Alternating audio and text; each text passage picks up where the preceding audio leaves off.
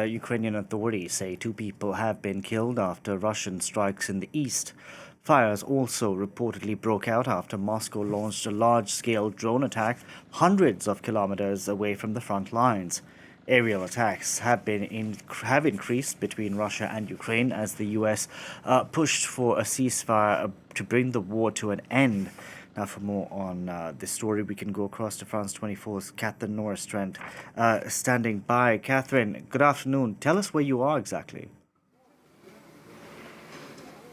Good afternoon, Delano. Well, I'm actually literally at a bomb site in the city of Kropyvnytskyi in central Ukraine. And well, you can see the devastation behind me. These are the remains of a block of houses which overnight was struck by a Russian drone, a Shahed drone, and it landed just meters away from the houses. And you can see the shock waves, what damage that caused. Dozens of people were taken to hospital. So far, local authorities tell us that no one died in this attack, which seems pretty miraculous, I have to say, given the extent of the damage to the buildings. Overnight in this city, which is in central Ukraine, hundreds of kilometers from the front lines, dozens of drones were launched at the city and across the surrounding region. At least 57 across the region, we were told by local officials. Some were intercepted by air defense, others, such as here, were not.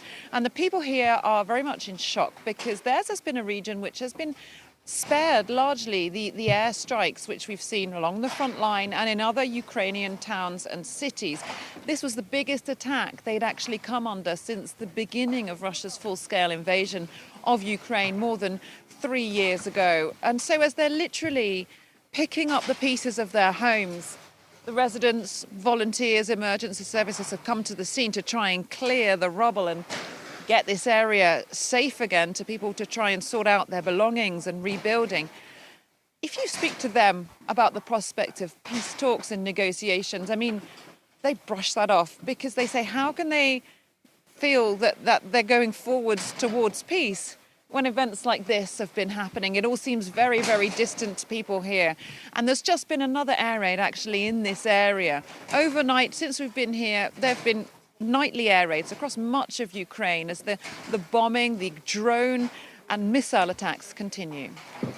Indeed, it does, Catherine. Let's talk about the diplomatic effort that is underway because yesterday we had a phone call between Ukraine's President Vladimir Zelensky and the U.S. President where essentially Zelensky was kept abreast of Donald Trump's conversation from the previous day with Vladimir Putin. What has Zelensky been saying about his phone call with Donald Trump, which came in the aftermath of that horrendous meeting that took place in the Oval Office? Has Zelensky managed to salvage his relationship with the U.S. president? It certainly sounds like the phone call which took place between Volodymyr Zelensky and Donald Trump on Wednesday afternoon, went a lot better than that fireside meeting in the Oval Office, which is a pretty low bar. But actually, Zelensky gave a press briefing to some journalists in which our Kyiv correspondent Gulliver Cragg was listening into, and he sounded pretty upbeat. He said that these were the most substantive talks that he'd held with Donald Trump. And he said basically that he and the White House, the US, agreed that the 30-day ceasefire or partial ceasefire should include civilian infrastructure as well as energy infrastructure. That's something that the US and the Kremlin had not quite come out on the same line on. He also sounded upbeat when it came to the chances of working towards peace. He said he really believed that there could be peace by the end of this year and pressed by my colleague Gulliver Cragg on what made him think that the Russians would sign any such peace deal.